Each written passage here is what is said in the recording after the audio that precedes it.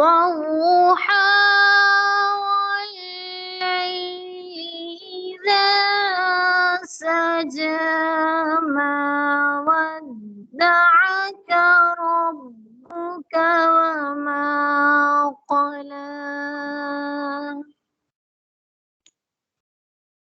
وللآخرة خير لك من الأولى ولسوف يعطيك ربك فترضى ألم يجدك يتيما فآوى ووجدك ضالا فهدى ووجدك عائلا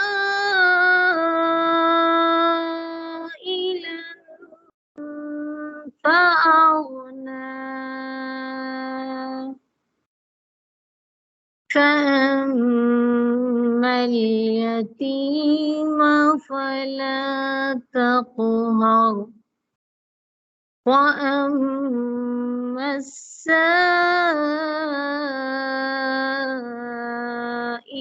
فلا تنهر وأما بنعمة ربك فحدث صدق الله العظीम।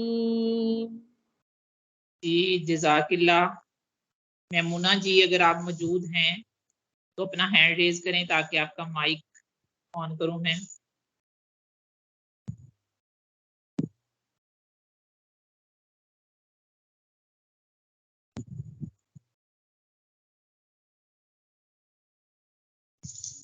जी नीलम ने hand raise किए, इनका माइक ऑन कर दिया। नीलम आप नात पढ़ना चाह रही हैं? माइक को टच करें। अस्सलाम वालेकुम। वालेकुम अस्सलाम। सारे ग्रुप वालों को मेरी तरफ से हज मुबारक। आ जाओ बेटा, चुप चुप। सही है, मिस मैं नात पढ़ूंगी साथ ना। अगर डिस्टर्बेंस हुई तो इसके लिए माजरत, मैं बच्चे को साथ सुला रही हूँ अपने। सबादरे मुस्तफा ते जाके कमी दरूदो सलाम मेरा, सलाम मेरा। सबादरे मुस्तफा ते जाके कहीं दरूदो सलाम मेरा, सलाम मेरा। तू लेके बोसा ओ जालियां दा, ओ जालिया कर मावा लियां दा, ओ जालिया कर मावा अलियां दा। सवाल कह के सवा अलियां दा कमी दो सलाम मेरा, सलाम मेरा। ले आ मदीने दा सब ने रास्ता, मैं थे ही रह गया तरसदा, मैं थे ही रह गया तरसदा। तू लेके रोजे दे गिर्द फेरा कमी दरूदो सलाम मेरा, सलाम मेरा। जज़ाकिल्लाह। अस्सलाम वालेकुम सर। जी सर आ चुके हैं। मेमुना आप नात अपनी शुरू करें। आप भी आ चुकी हैं। जी वालेकुम सलाम। मैडम साहबा खैरियत से हैं? जी सर शुक्र अल्हम्दुलिल्लाह। तो मेमुना थोड़ी सी लेट हो गई थी इसलिए सर अच्छा चलें, नात तो इससे पढ़वा हम रहे। सेशन का बाकायदा आगाज करते हैं। ठीक है सर। बिस्मिल्लाहिर्रहमानिर्रहीम। मिर्जा असदुल्ला खान गालिब की पहली गजल का जो दूसरा शेर है उसकी जरा जी थोड़ी सी तफहीम समझा दीजिए। बिस्मिल्लाहिर्रहमानिर्रहीम। बाकायदा आगाज करते हैं। कावे कावे सख्त जानी, हाय तन्हाई न पूछ, चुप करना शाम का, लाना है जुए शीर का। कावे कावे एक फारसी लफ्ज है काविदन, ये उससे निकला है। काविदन है मस्दर। अब कावे कावे जो है ये मस्दर नहीं है, ये हासिल मस्दर है। आप लोग जानते हैं कि हासिल मस्दर जो होता है किसी चीज की कैफियत को जाहिर करता है।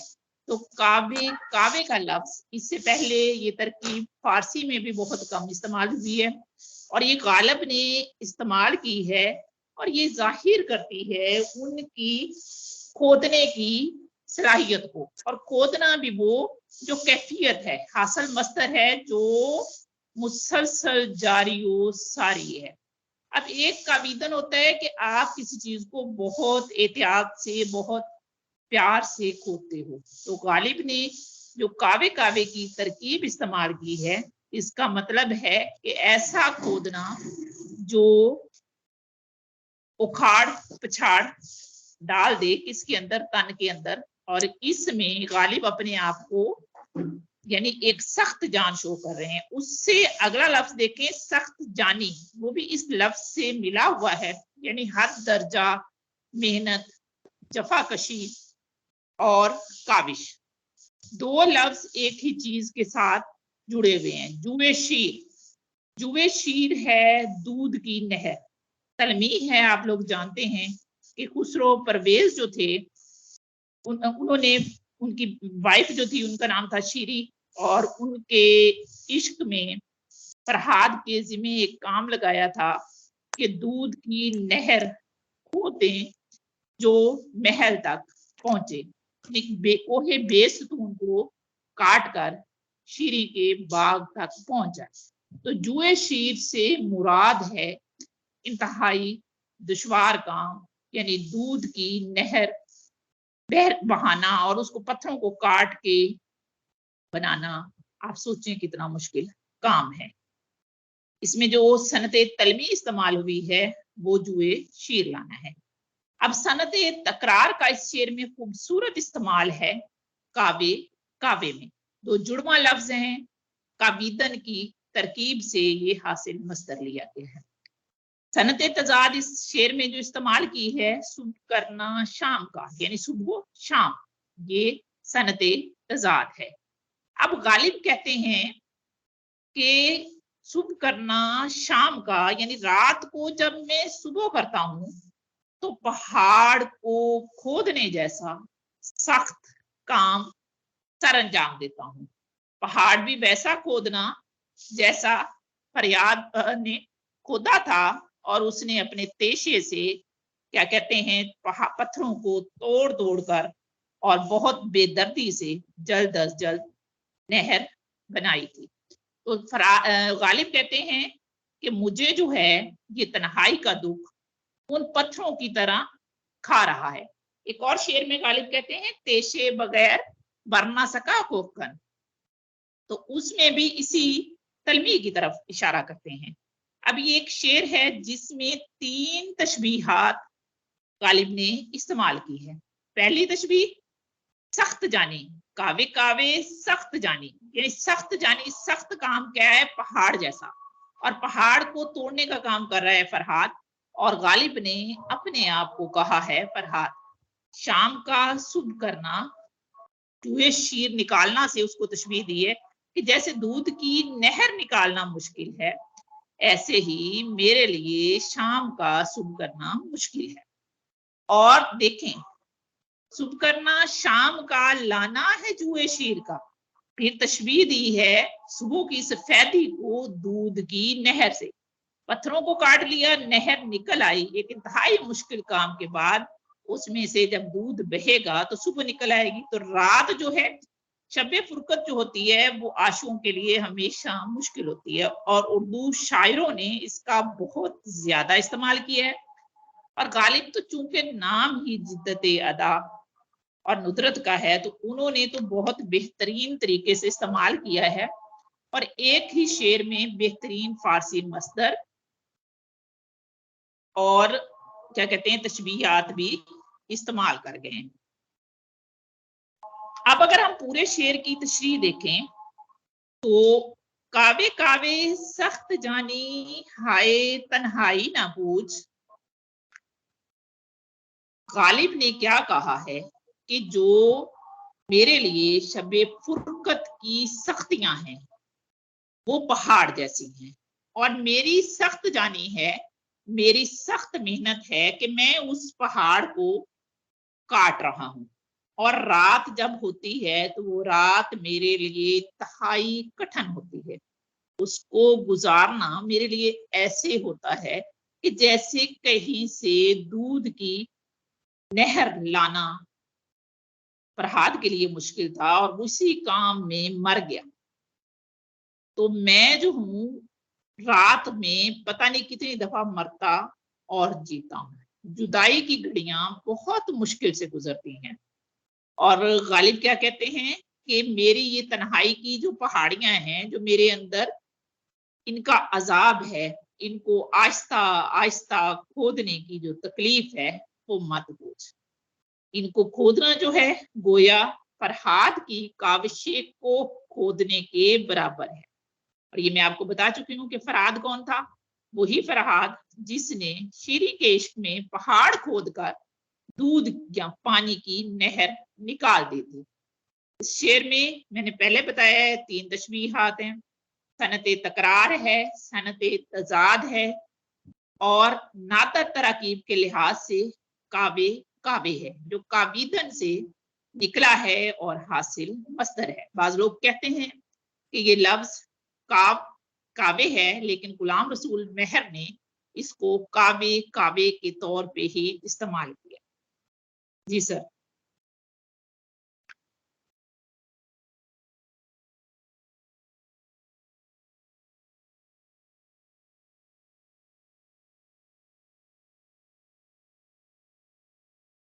अच्छा, अगर इस शेर को थोड़ा सा हम और खोलें।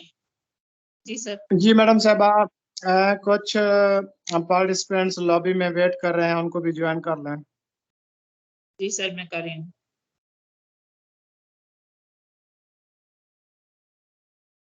सर, इन लोगों की तरफ नेटवर्क इशू है, मेरी तरफ से ये एडमिट है।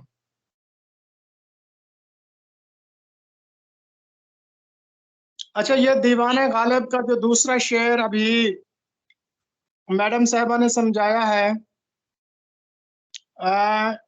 इसको थोड़ा सा मैं चंद चीजें क्लियर कर दूं आपको।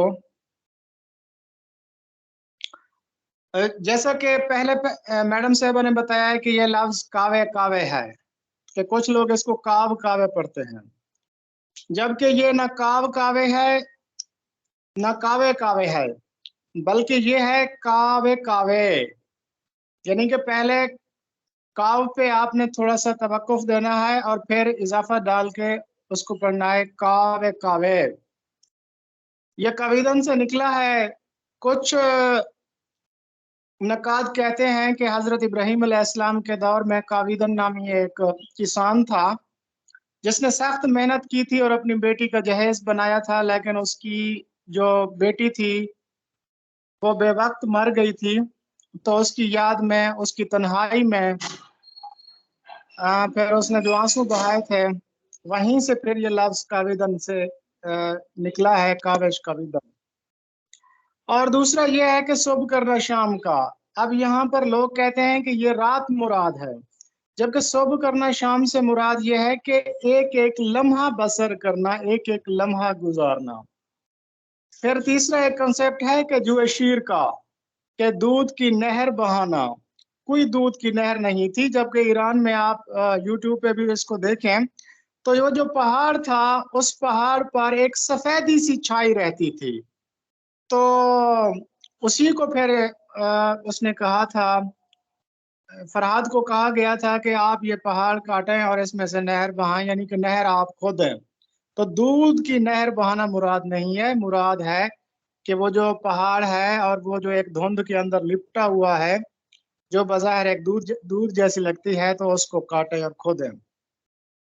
वैसे भी बाकी सर ये दास्तान कहा जाता है ना कि फर्जी है। शीरी तो बाकायदा यानी मैरिड थी, खुसरो परवेज की बीवी थी, और एक शादीशुदा औरत के इश्क में कैसे वो फरहाद जो है हो जी, सकता था इस फिर। तलबी पर ये नकारे इतराज करते हैं कि ये मशरकी तहजीब से मेल नहीं खाती, लेकिन आप ईरान में देखें तो ऐसे पहाड़ मौजूद हैं जिन पर ये दूध जैसी धुंध छाई रहती है।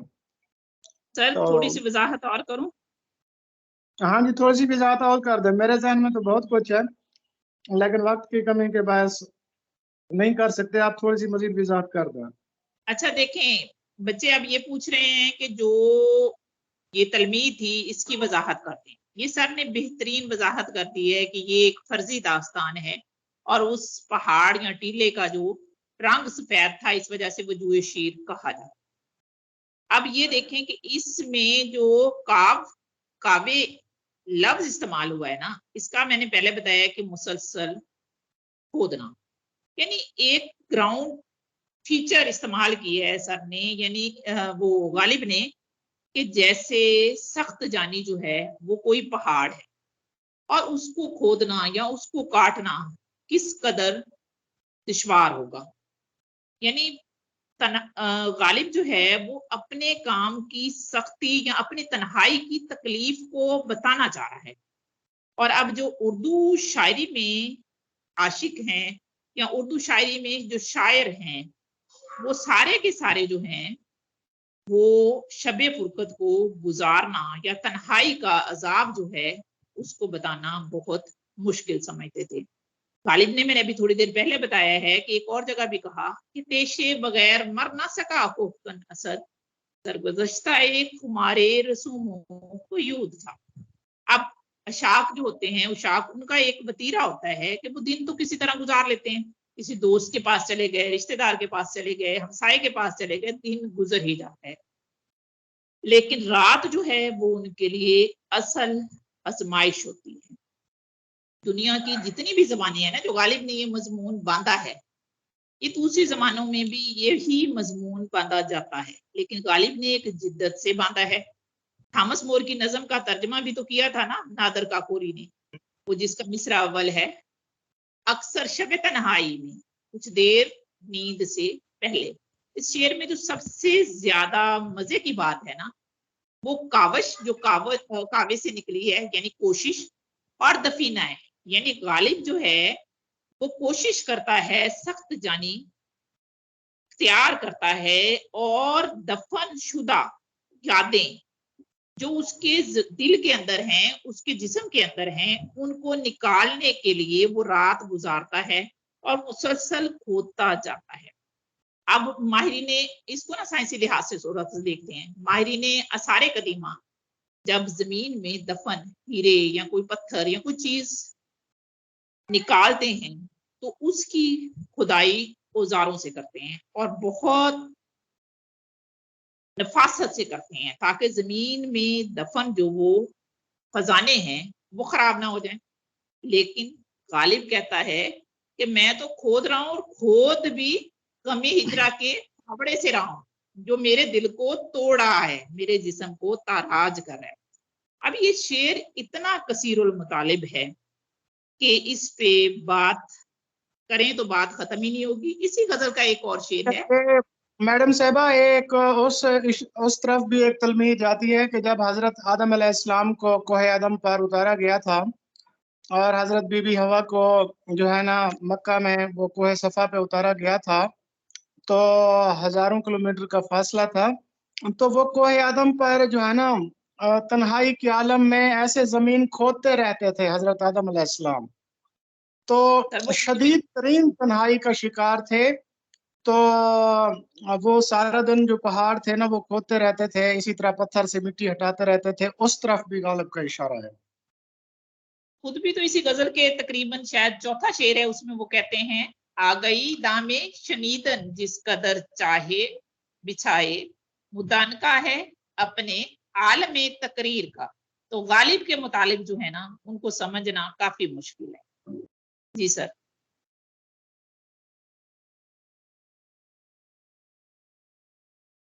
सर मैं रीड आउट करूं या आप कर रहे हैं? जी, हम पहले मारूजी पढ़े। जी सर। उर्दू की पहली दास्तान सबरस, सबरस मुल्ला वजी ने लिखी और पहली दास्तान है और सबसे मशहूर दास्तान है बागो बहार। अब सर बताएंगे। हाँ जी, मैं आपको बताता चलूं कि तकरीबन जितने भी गुज़श्ता पेपर्स हुए हैं, सबरस के हवाले से जरूर सवाल पूछा जाता है। तो सबरस उर्दू की पहली नस्री दास्तान है।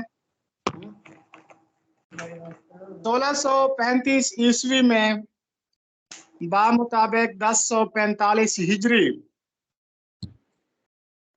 मुल्ला वजी ने ये दास्तान लिखी और अब्दुल्ला कुतुब शाह, जिसके ये दरबारी शायर थे, उनकी फरमाइश पर सबरस लिखी गई।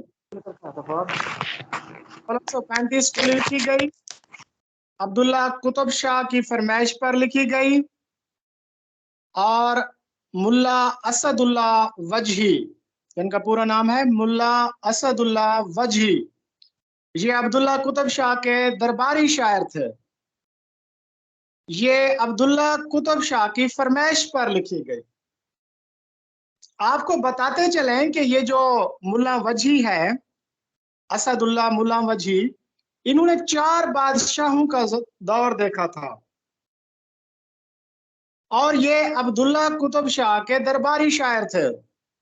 और अब्दुल्ला कुतुब शाह उर्दू के पहले साहिब दीवान शायर कुली कुतुब शाह के पोते थे। तो इन्होंने अब्दुल्ला कुतुब शाह के दादा कुली कुतुब शाह के इश्क की दास्तान को भी मंजूम किया था कुतुब मुश्तरी की शक्ल में 1609 में। और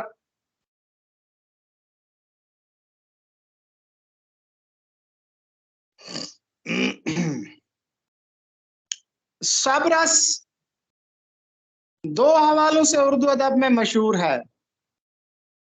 एक है उसकी लसानी अहमियत यानी उसकी जुबान, और दूसरी है अदबी अहमियत।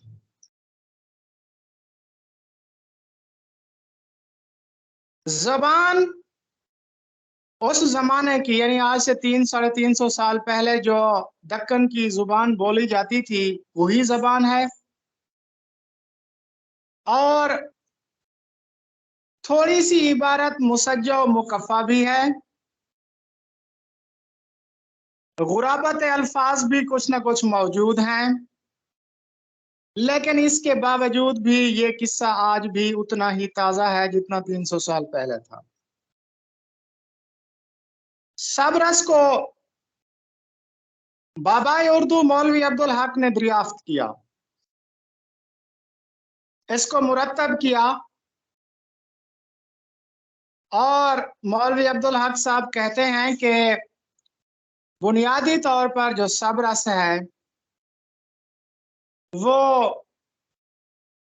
मोहम्मद यहया फताही निशापुरी, ये उनकी नसरी तसनीफ किस्सा हुस्न दिल का तर्जमा है। फताही निशापुरी ईरान के मशहूर शायर थे। पहले उन्होंने एक मसनवी लिखी थी दस्तूर अल उशाक 1436 ईस्वी में। फिर अपनी ही मसनवी का फारसी में तर्जमा किया था एक किस्से की शक्ल में, किस्सा है हुस्न दिल के नाम से। यानी सबरस जो है वो पहले मसनवी थी और इसका नाम था दस्तूर अल उशाक।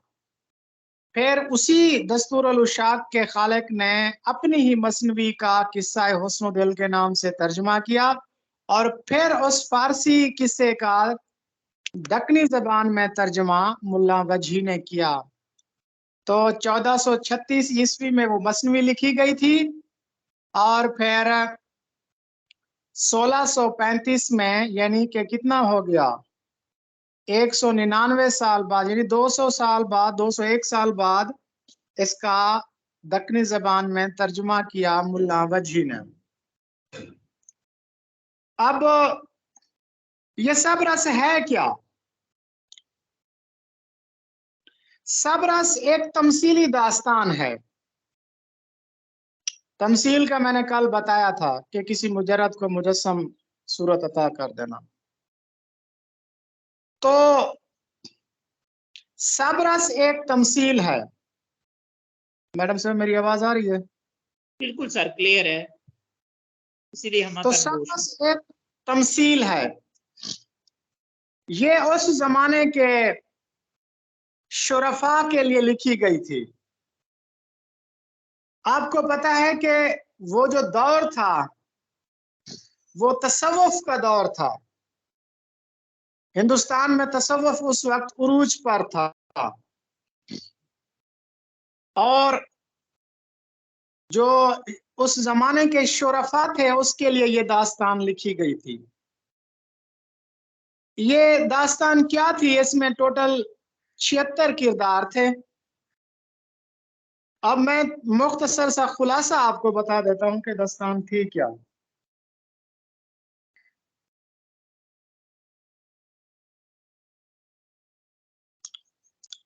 इस दास्तान में दो बादशाह हैं। एक का नाम है अक्ल, जो कि यूनान का बादशाह है, मगरब का बादशाह है, और दूसरे का नाम है इश्क,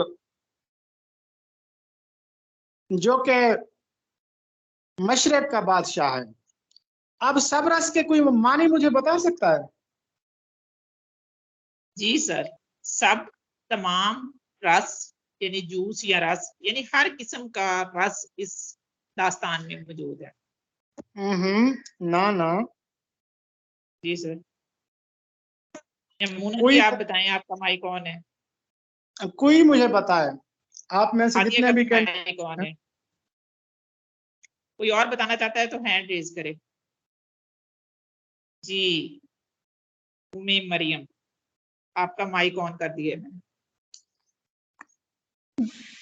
जी सर, कहीं इससे मुराद सब रंग तो नहीं मुराद, यानी नहीं नहीं नहीं। मनाल, आपका भी माइक ऑन है, नीलम का भी ऑन है, पहले मनाल बोले।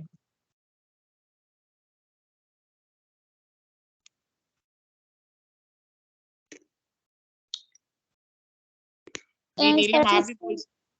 वालेकुम अस्सलाम। सबरस से मुराद हर तरह के जज्बात का बयान है इसमें ना, ऐसा ही सर जी? जी बिल्कुल, हर तरह के जो जज्बात का बयान है ना, यानी मामलाते इश्क में हर तरह के जज्बात का बयान सबरस कहलाता है। आप इसमें इस पूरी दास्तान में देखेंगे कि मामलाते इश्क ही बयान किए गए हैं। देखें, अक्ल और दिल दोनों का ताल्लुक हमारे जज्बात से होता है। इसीलिए मैंने लफ्ज़ इश्क पे थोड़ा सा रोक के आपसे पूछना चाहा कि सबरस से आप क्या मुराद ले रहे हैं। गुड मनाल। तो मैडम साहब, अब आपको अंदाजा हो गया होगा कि जो मनाल की सिलेक्शन है ना वो बिल्कुल ठीक हुई है। सर ये मनाल नहीं बोली, मनाल गायब हो गई है। अच्छा अच्छा अच्छा जी, दो बादशाह थे, अक्ल और इश्क। वैसे ये कौन लड़की थी जिसने अभी जवाब दिया? ये नीलम थी शायद, आप अपना नाम बताइएगा जो भी बोली थी। माइक ऑन नहीं ही मिस है। मैं नहीं थी, मिस मैं नहीं थी, मेरे से पहले कोई एक बच्ची थी, वो थी। हाँ जी। तो नाम भूल चले गया मुझे। उसको मैडम साहब मेंशन कर लें, उसको फिर पर्सनली उससे बातचीत करेंगे। ठीक है। अच्छा तो चलिए, बच्चे खाना चाह रहे हैं, आप जो खा रहे हैं बार बार कह रहे हैं हमें भी दे दें। ये बादाम है। अच्छा तो दो बादशाह हैं इसमें, एक है अक्ल और एक है इश्क। अक्ल बादशाह का ताल्लुक मुल्क यूनान यानी मगरब से है, और इश्क का ताल्लुक मशरक से है। इश्क की एक बेटी है, उसका नाम है हुस्न, और अक्ल का एक बेटा है जिसका नाम है दिल। जब दिल बड़ा हो गया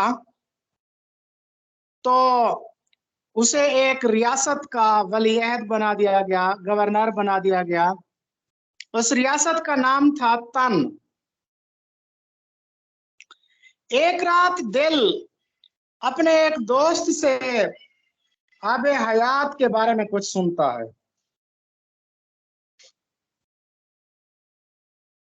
तो अपने जब दोस्त से, नदीम से आबे हयात का किस्सा सुनता है, तो दिल के दिल में भी यूं समझ लें आबे हयात को हासिल करने की धुन पैदा हो जाती है। वो हर वक्त परेशान रहने लगता है, उसका खाना पीना हराम हो जाता है। आखिरकार उसका एक जासूस होता है, नजर, खिदमतगार भी होता है, जासूस भी होता है। वो कहता है कि जी मैं आपके लिए आबे हयात तलाश करूंगा। सबसे पहले वो एक शहर पहुंचता है, उस शहर का नाम होता है आफियत। वहां पर जो बादशाह होता है उसका नाम होता है नामूस। उस बादशाह से, नामूस से वो नजर आबे हयात का जिक्र करता है कि मैं आबे हयात की तलाश के लिए आया हूं। तो नामूस उसे कहता है कि इंसान की आबरू ही आबे हयात है। लेकिन नजर फिर आगे की तरफ सफर जारी रखता है। फिर वो एक पहाड़ पर पहुंचता है, उस पहाड़ का नाम होता है जोहद। वहां पर एक बूढ़ा शख्स रहता था, उसका नाम था जर्क। जब नजर उस बूढ़े जर्क से पूछता है कि जी आबे हयात कहाँ है, तो वो बूढ़ा उसे जवाब देता है कि आशिक के आंसू को आबे हयात कहा जाता है। ये जुमला नोट करते जाएं बच्चों, कौन कौन क्या कहता था।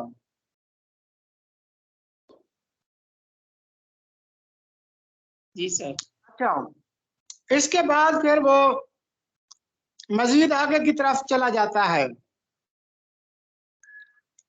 फिर उसे एक किला दिखाई देता है। पहले शहर गया, फिर पहाड़ पर आया, अब किले पर पहुंच गया। किले का नाम होता है हिदायत। तो किले का जो बादशाह होता है उसका नाम है हिम्मत।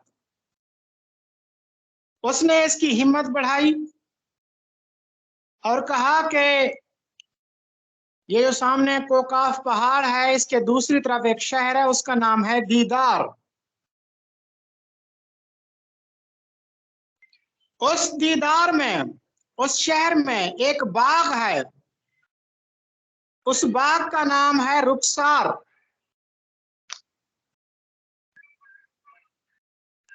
और वहां पर पानी का एक चश्मा है जिसका नाम है दहन, उसी को आबे हयात कहते हैं।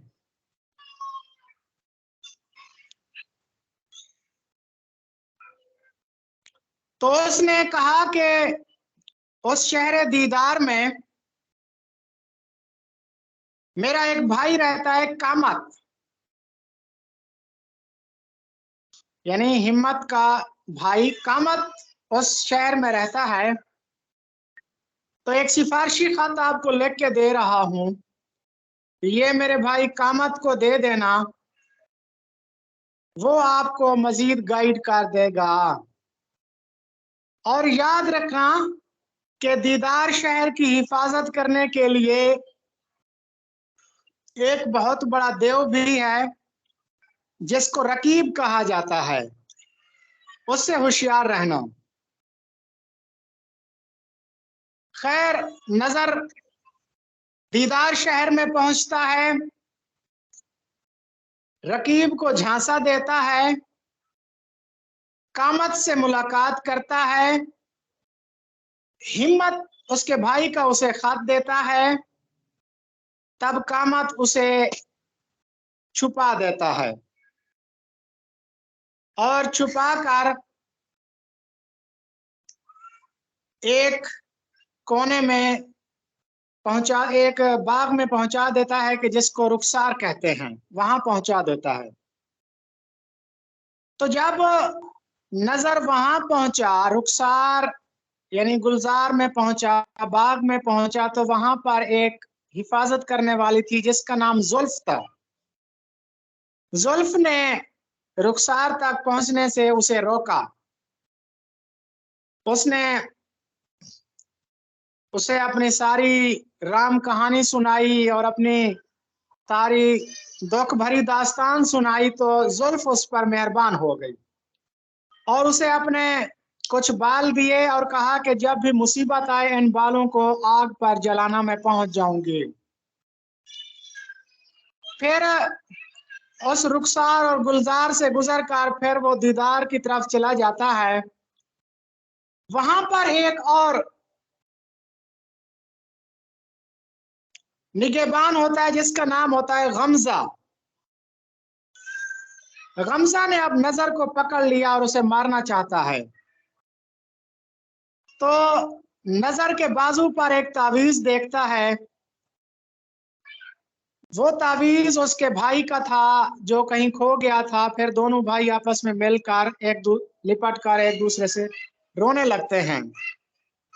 जब दोनों भाई नजर और गमजा आपस में मिल जाते हैं तो उसके बाद फिर गमजा, जो दरअसल उस हुस्न का दरबारी था, उस हुस्न का दरबारी था, वो अपने भाई को लेकर हुस्न के दरबार में ले जाता है। हुस्न के पास एक लाल था, उस पर एक तस्वीर बनी हुई थी, वो तस्वीर दिल की थी।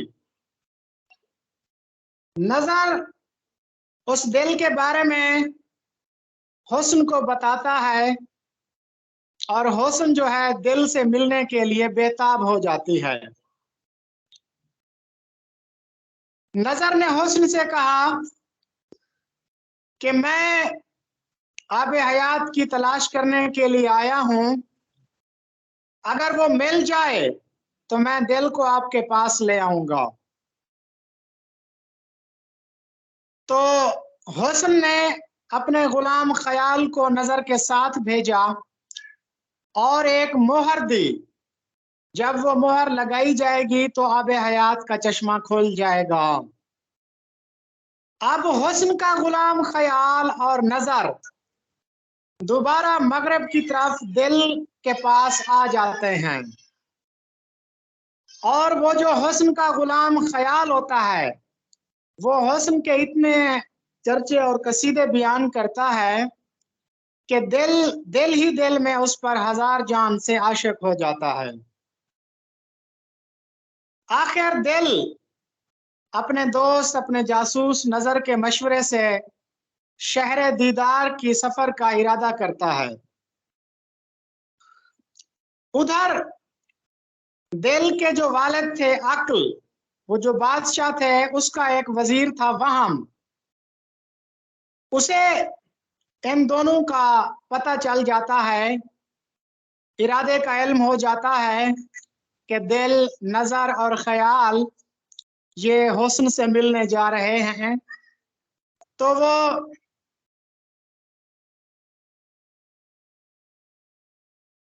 वो नजर और ख्याल दोनों को कैद कर देता है और उस पर पहरे बिठा देता है।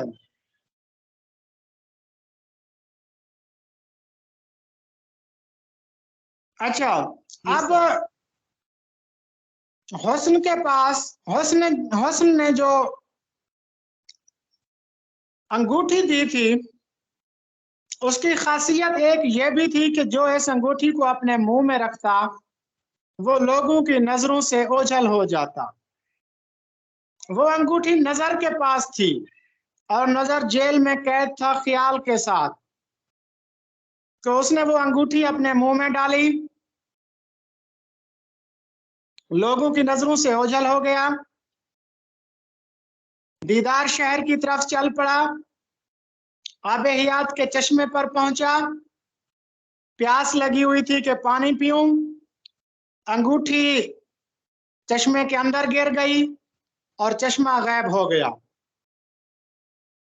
जब चश्मा गायब हो गया तो इसी दौरान वो जो रकीब था, देव था,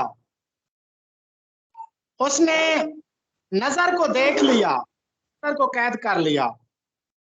जब नजर कैद में था, रकीब की कैद में था, तो उसको ख्याल आया कि जुल्फ ने बाल दिया था, तो उसने उसे आग पर रखा और जुल्फ नमूदार हो गई और जुल्फ ने उसे रकीब से छुड़ाकर शहर दीदार के रास्ते पर डाल दिया। शहर दीदार में पहुंचकर नजर ने हुस्न को सारा अहवाल बता दिया।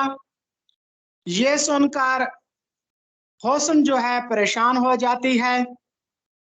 उधर अक्ल बादशाह को जब पता चला कि नजर गुम है, तो वो भी उसकी तलाश में अपनी फौज भेज देता है।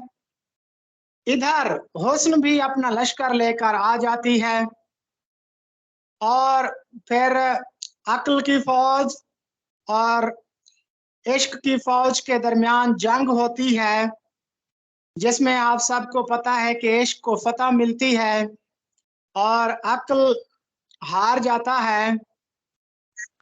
और फिर इस तरह जो शहजादा है जो कैद में था, उसको बाहर निकाल लिया जाता है और फिर आखिरकार शहजादा और हुस्न, जो यानी कि दिल और हुस्न, उन दोनों की आपस में शादी हो जाती है। फिर वो दोनों मिलकर आबे हयात पर पहुंचते हैं। आबे हयात पर हजरत खिज़र अलैहिस्सलाम से उनकी मुलाकात होती है और खिज़र अलैहिस्सलाम जो है उनको सरफराजी और उनकी आल औलाद ज्यादा होने की दुआ देते हैं। इस पर यह फर्जी किस्सा मुकम्मल हो जाता है। तो सब रस का मतलब है सारे इश्क के जज्बात, यानी इस दास्तान में मोहब्बत, रकाबत, इताअत, कुर्बानी, हिज्र विसाल, खुशी, गम, हर किस्म के जज्बात बयान किए गए हैं, इसलिए इसको सब रस कहा गया है। तो अब मेरे ख्याल में इसका नतीजा ये है, वैसे एक दफा इंटरव्यू में भी उन्होंने पूछा था कि सब रस का इख्तिताम किस चीज पर होता है, वो दिल और हुस्न की शादी पर इख्तिताम इसका होता है। तो अब मैंने ये नतीजा निकाला कि इंसान के लिए जो आबे हयात है वो उसकी अच्छी औलाद है, वो उसके फर्जंद है। तो सर मुल्ला ये वजही भी तो यही कहते सर मुल्ला वजही भी तो इस दास्तान के एंड में यही कहते हैं ना कि इस दास्तान का इख्तिताम जो है उसकी औलाद पर होता है और सबसे बेहतरीन औलाद जो है वो उसके लिए आबे हयात बन जाती है। और ये सब रस जो है उसी शहजादी और शहजादे की औलादों में से एक है। यस, ये जो दास्तान लिखी गई थी ना, ये उस वक्त के जो अशराफिया थी, जो एलीट क्लास थी, उसकी अखलाकी और जहनी तरबियत के लिए ये दास्तान लिखी गई थी। जी, समझ आया है या दोबारा समझा दूं? सर आ गई है बिल्कुल अच्छे से। आप रिएक्शन दे दिया करें सर, अंदाजा हो जाए कि आपको समझ आई है कि नहीं। बहुत कंजूसी करते हो, जैसे बादाम मांगी हैं। अच्छा जी, अब नेक्स्ट सवाल देखते हैं। उर्दू की मशहूर दास्तान बागो बहार, ये तो सर जी, बागो बहार।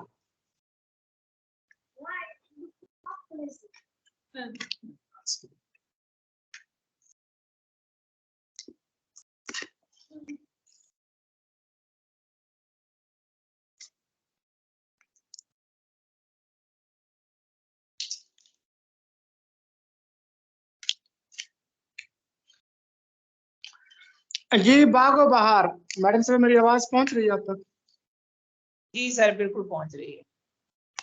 जी, तो बागो बहार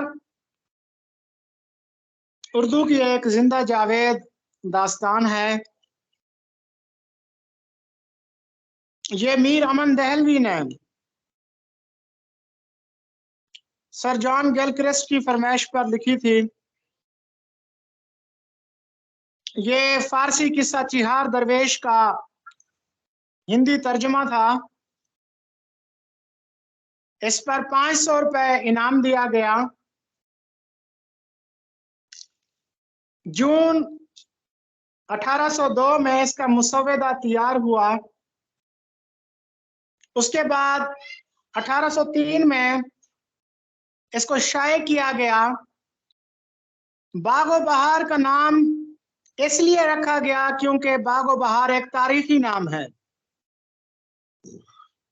अगर बागो बहार के आदाद को मुरतब किया जाए तारीख गोई की मदद से, हरूफ अबजद के आदाद की कीमत से, तो 1803 निकलता है।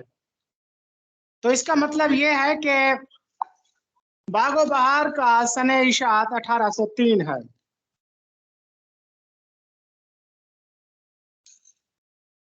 ये दास्तान 4 दरवेशों और एक बादशाह आजाद बख्त और एक जिमनी किस्सा ख्वाजा सरपरस्त का भी है।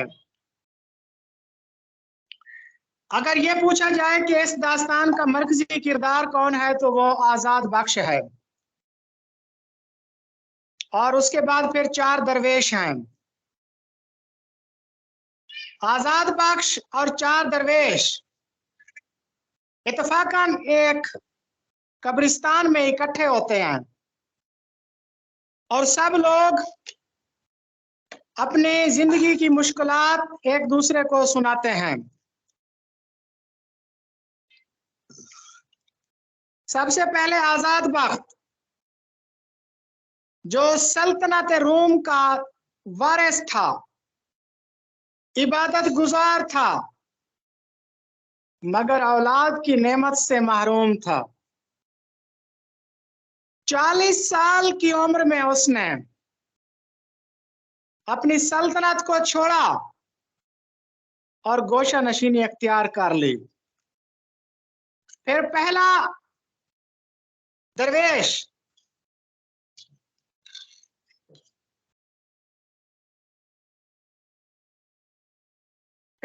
दरवेश अपनी कहानी सुनाता है। उसका ताल्लुक मुल्क यमन से होता है।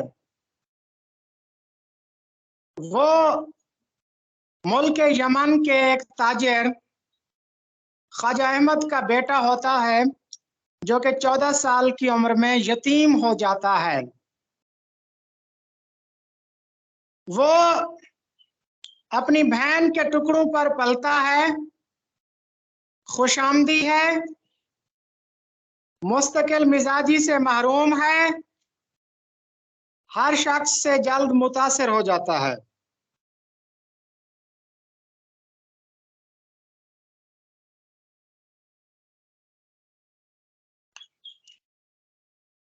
फिर दूसरा दरवेश अपनी कहानी सुनाता है, जो कि फारस का शहजादा है। वो मजहबी ज़हन रखता है, सखावत उसको पसंद होती है और वो हातिम ताई से सखावत सीखता है। और एक दिन उसे एक फकीर बसरे की शहजादी की खूबसूरती का जिक्र करता है, तो वो बसरे की शहजादी की खूबसूरती से मुतासिर होता है और उसको अपना दिल दे बैठता है और फिर शादी उससे कर लेता है। ये बड़ा बहादुर है। शहजादी शादी के लिए एक शर्त रखती है, वो ये शर्त पूरी करता है बहादुरी से और बसरे की शहजादी से ये शादी कर लेता है।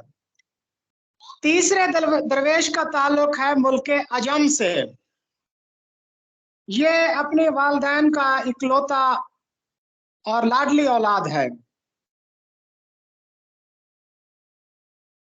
ये आशिक ज़ार है,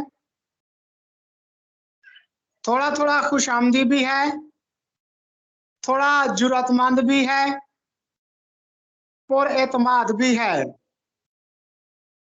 वो फरंग की एक शहजादी का जिक्र कहीं से सुनता है और शहजादी और behzad खान जब डूबने लगते हैं तो ये किनारे पर खड़े होकर देखता रहता है।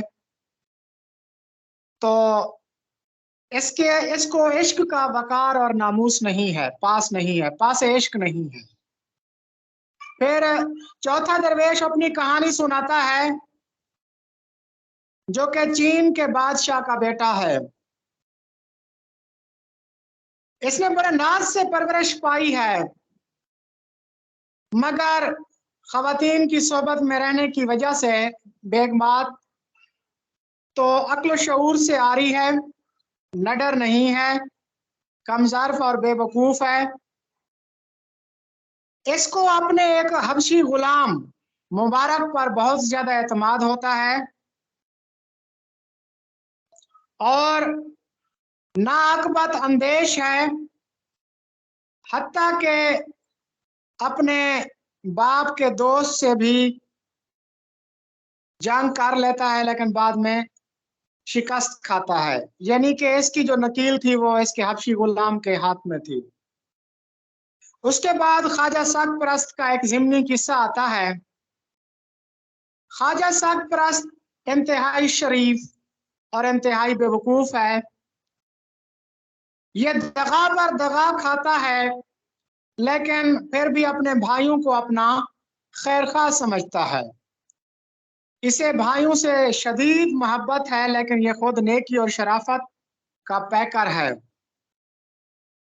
ये थोड़ा सा खुशामदी भी है और सरामदीद की शहजादी के आगे खुशामद करता है और हत्ता के खुद बूढ़ा होने के बावजूद सरामदीद की नौजवान शहजादी के लिए बेताब रहता है।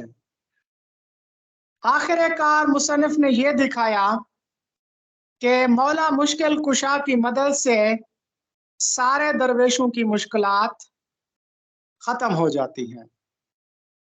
तो आज ये दो किस्से मैंने आपको सुनाए हैं। तो उम्मीद है आपको अब मैडम साहब मेरी आवाज आ रही है?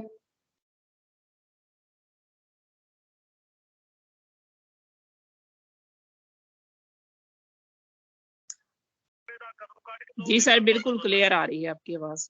जी, मैंने सबरस और बागो बहार के किस्से और तार और इनके बारे में मुकम्मल तफसील दे दी है।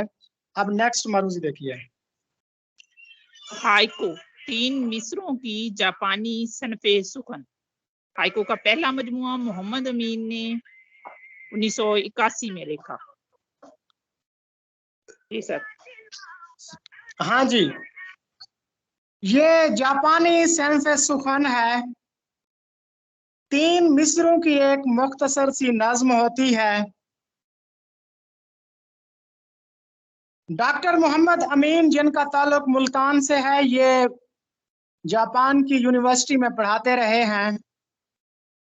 तो इन्होंने हाइको का पहला मजमुआ हाइको के नाम से 1981 में शाये कराया था। ये एक मुख्तसर सी नज्म होती है, ये बलागत की बेहतरीन मिसाल है। इसमें एक मुकम्मल ख्याल पेश किया जाता है। जमीलुद्दीन आली, अदा जाफरी और जकिया गजल ने भी हाइको खूबसूरत लिखे हैं। इसमें 3 लाइंस या 3 मिसरे होते हैं। इन 3 लाइंस में 17 अरकान या 17 सिलेबल्स जिनको कहते हैं वो मौजूद होते हैं। 5-7-5 की तरतीब होती है। इसकी एक जरा मिसाल देखिए। फलसफे की किताब खोली तो सारतर के हुरूफ पर तितली, सारतर जो कि वजूदी फलसफे का बानी था। फलसफे की किताब खोली तो सारतर के हुरूफ पर तितली, अपनी हस्ती की सोच में गुम थी। अब मुझे बताएं कि क्या इसके 17 अरकान बनते हैं? मैम आप बता सकती हैं?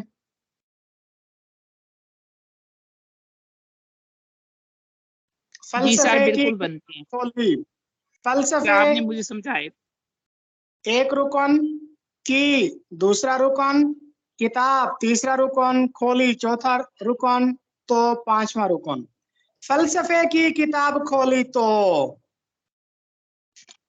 अब दूसरा देखते हैं क्या उसमें 5-7-5 की है। सारतर के हुरूफ पर तितली, इसको मैडम बताएं कि सारतर कैसे है। सार तर 2 हो गए, 2 सार सिलेबल। तर 2 लफ्ज हैं। साफा सर, उसको अरकान के हिसाब से करें तो सार तर ठीक 2 है लफ्जों का मजमूआ बन रहा है ना। जी बिल्कुल। के हरूफ पर तितली, तितली, आप तितली के 2, सारतर के 2, जी 4 और के 5, हरूफ 6 पर 7। सारतर के हरूफ पर तितली, तो इसमें 7 अरकान हो गए। अपनी हस्ती की सोच में गुम थी, ये 5 हो गए। अपनी हस्ती की सोच में गुम थी, ये 1 सिलेबल है। अच्छा, कोई मुझे बता सकता है कस्मा पुरसी में कितने सिलेबल हैं? ये एक मर्तबा सवाल आया था। कस्मा पुरसी में पुरसी सर, कस में 2 हैं, माँ पुरसी, माँ में फिर एक है, 4 हरूफ का मजमूआ है,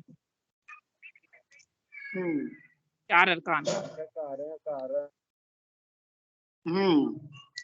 हाँ जी, फलसफे की किताब खोली तो सारतर के हुरूफ पर तितली, अपनी हस्ती की सोच में गुम थी। जी नेक्स्ट सर, मर्जी नेक्स्ट। पर। आलमी अदब का आगाज हुआ शायरी से।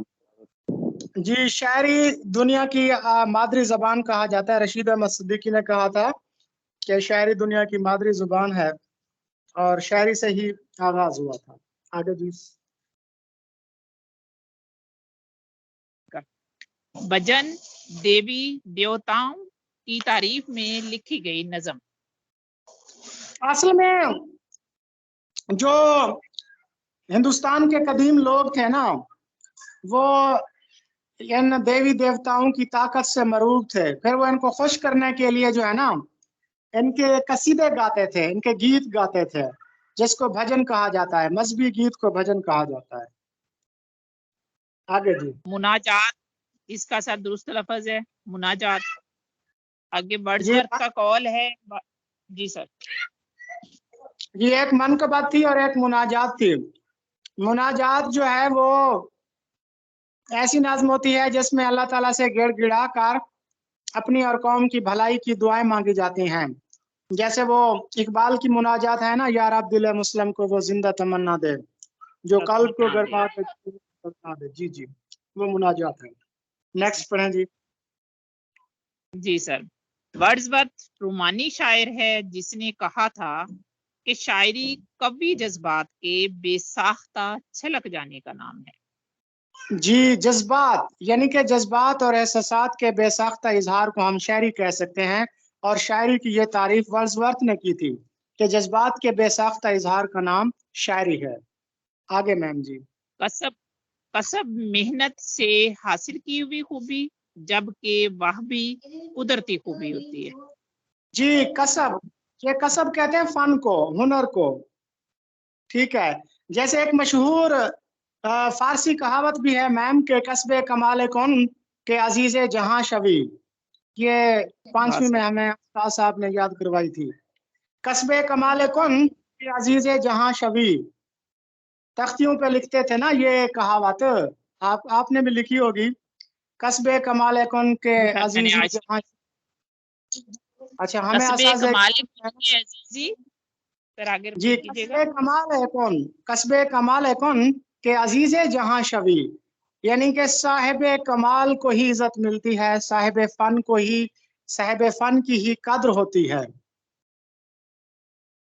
सर नेक्स्ट है बस- टैबोज। जी सर, जी जी सॉरी सर।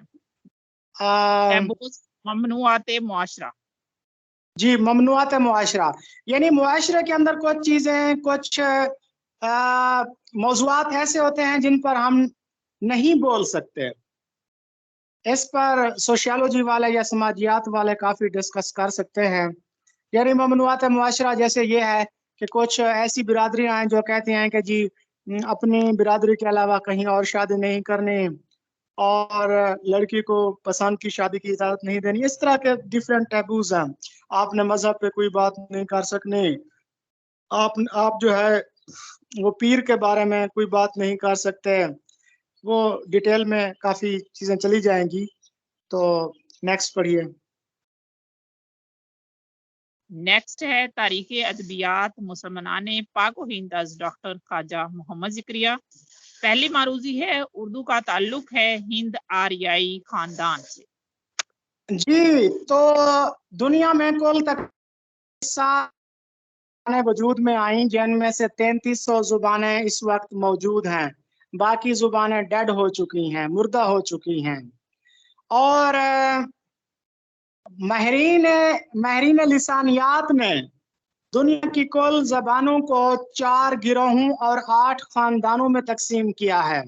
उनमें जो सबसे बड़ा खानदान है वो हिंद आर्याई खानदान है।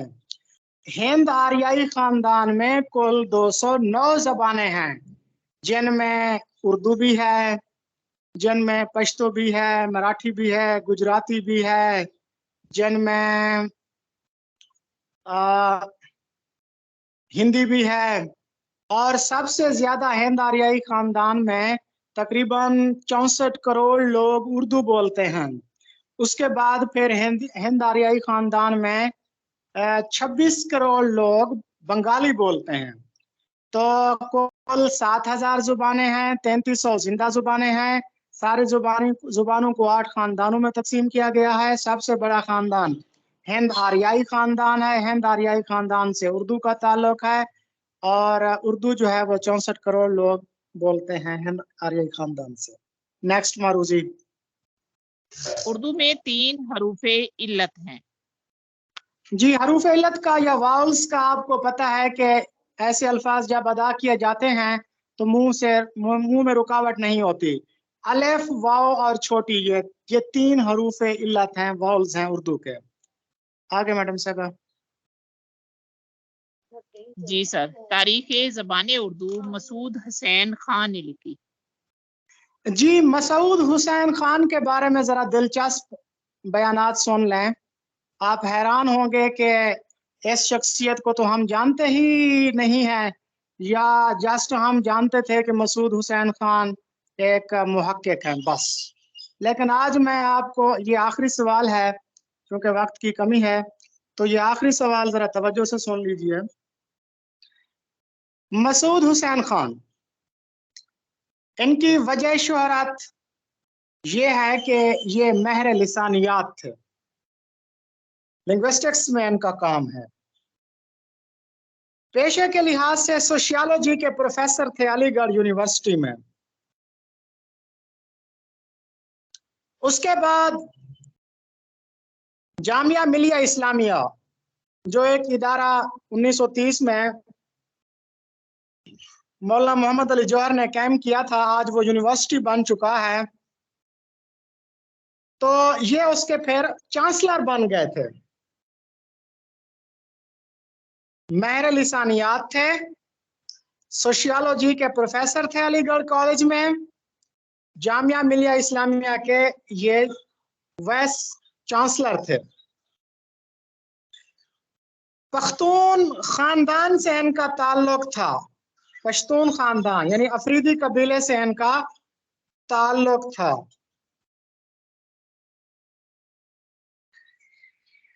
कहा जाता है कि इनका जो खानदान था वो वाइस चांसलर का खानदान था, यानी इसके खानदान में 4 वाइस चांसलर हुए हैं मसूद हुसैन के खानदान में। इनके एक भाई थे जाकिर हुसैन, वो तो भारत के तीसरे सदर भी बने थे और अलीगढ़ यूनिवर्सिटी के वाइस चांसलर भी थे। फिर है यूसुफ हुसैन खान, ये तो आपको पता है, इन्होंने उर्दू गजल नामी किताब भी लिखी है ना, उर्दू के बहुत अच्छे नकात थे। ये भी वाइस चांसलर बने थे अलीगढ़ यूनिवर्सिटी के। इनके और भाई थे महमूद हुसैन खान। जब पाकिस्तान बना था तो ये लियाकत अली खान के पहले जो है डिफेंस मिनिस्टर थे, मसूद हुसैन खान के भाई महमूद हुसैन खान। ये भी ढाका यूनिवर्सिटी के वाइस चांसलर बने थे। तो चारों भाई जो है वाइस चांसलर बने थे। एक और दिलचस्प बात, मसूद हुसैन खान की जो बेटी थी साकबा, उसकी जो शादी हुई थी रहीमुद्दीन खान से हुई थी, जो कि मिलिट्री के सरबराह थे, पाकिस्तान में मिलिट्री के सरबराह थे। और इसी साकबा का जो दामाद था वो आज कौमी असम्बली के रुकन भी हैं, मोहम्मद इजाज उल हक। और ये मोहम्मद इजाज उल हक सदर जिया उल हक के बेटे थे। और मसूद हुसैन खान की जो वालदा थी फातिमा बेगम, उसके भाई उत्तर प्रदेश असेंबली के रुकन थे। और काफी चीजें हैं इसके बारे में, लेकिन इतनी काफी हैं। तो इनका जो शाहकार इनका कारनामा है वो मुकदमा तारीख जुबान उर्दू है। इन्होंने ये नजरिया पेश किया था कि ये जो उर्दू है ये दिल्ली और गिरदो नवा में जो खड़ी बोली है वहां से बनी है। और आज जदीद तरीन नकाद भी यही समझते हैं कि उर्दू जो है वो दिल्ली और इसके गिरदो नवाह में पैदा हुई। अगरचे लिसानी लिहाज से और तनकीदी और तहकीकी लिहाज से हाफिज महमूद शिरानी का नजरिया ज्यादा मकबूल है, लेकिन नकाद जो है वो इस नजरिए को भी अहमियत दे रहे हैं। और यह नजरिया उन्होंने अपनी किताब मुकदमा तारीख जुबान उर्दू में पेश किया था। चलें जी, काफी है या मजीद स्टडी जारी रखें? सर काफी टाइम हो गया है, बाकी इसी को कल कर लेंगे आगे। आप पढ़ाना चाहते हैं तो हम हमारा गोश हैं। 6-8 हो गए हैं। 1 घंटा और लगेगा 10 मरूजिया पढ़ाने में, ये देख लें। सर इन्होंने हंडिया बनानी होगी, ससुराल वालियां हैं। अच्छा अच्छा, हाँ जी, हाँ जी, सही। नहीं मिस, हमने ड्यूटियां लगाई हुई हैं, आज तुम्हारी बारी कल मेरी बारी। Don't worry. चलें जी, इनसे ना लेक्चर के मुतालिक जरा पूछते हैं। ठीक है सर। सर मैंने ये ये जनाब पूछना था, अभी आपने ना ये जो शेर में पढ़े हुए 3, जिसमें हमने यही मैं बताती हूँ, मैंने लिखा हुआ था फिक्स नहीं इन्हीं हस्ती के, जिसमें हमने बताना था ना कि ये सरतर वाला शेर, सरतर के हरूफ पर तितली, हाँ ये मिस किताब खुली तो हाँ जी मिस, हाँ जी वो ना मैंने लेड पेंसिल से नोट किया हुआ, लाइट ऑफ है कमरे की। तो सर मैंने पूछना था कि इसके बारे में आप बता रहे थे डिटेल से ना, ये मैंने लेक्चर नहीं लिया हुआ, तो ये कोई नोट्स वगैरह इसके मिल जाएंगे? ये एक वीडियो है वो सेंड कर देंगे आपको। हाँ काइंडली कर दीजिएगा, फिर मैं ना जरा डिटेल से ये पढ़ लूंगी। बाकी शुक्र है अल्हम्दुलिल्लाह, अल्लाह का शुक्र है कि अच्छे टीचर्स मिल गए हैं। तो आगे अल्लाह मालिक, अल्लाह के बाद आपका ही आसरा है बस अब। बाकी जी माशाल्लाह से बड़ा तैयबा, अच्छा लगा। जी ठीक है। तैयबा आपका माइक ऑन है, तरतीब से हैंड रेज कर दें जो जो बोलना चाह रहे हैं, तरतीब से ही बोलेंगे। तैयबा आपका माइक ऑन है, आप बोल सकती हैं।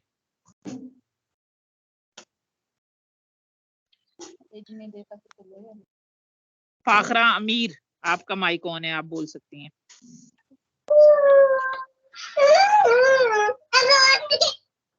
ना करो ना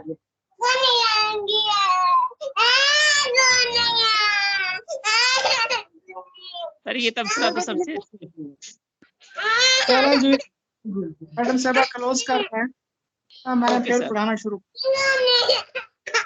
ओके सर, चलें जी, अल्लाह हाफिज। सर लाइन तो बहुत लंबी है माशाल्लाह, 12 लोग 14 कहना चाह रहे हैं। आप डिस्कशन ग्रुप में अपना मैसेज सेंड कर दें, ओपन है ग्रुप। ओके, अल्लाह हाफिज। ओके, अल्लाह हाफिज। अल्लाह हाफिज।